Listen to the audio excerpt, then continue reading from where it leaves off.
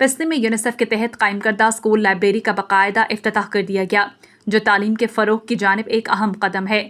اس موقع پر manager ESP UNICEF Gwadar عادل نودیزی، ESP team کے حافظ اللہ، RTSM گوادر کے کوارڈینیٹر ساجد بلوچ اور CPD کے ڈسٹرکٹ ٹریننگ مینیجر سکر ناصر شامل تھے۔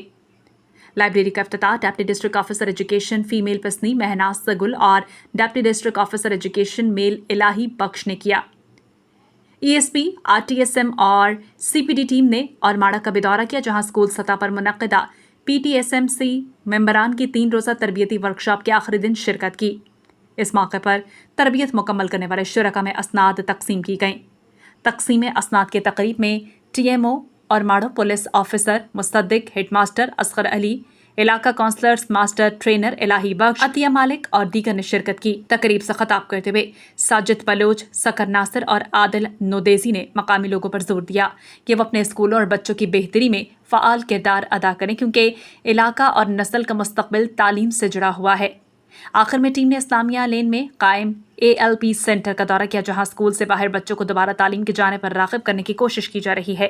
اس موقع پر بچوں اور اساتذہ سے ملاقات کی گئی اور اسکول کٹس تقسیم کی گئیں۔ مقامی لوگوں نے یونیسیف ٹیم کا شکریہ ادا کیا۔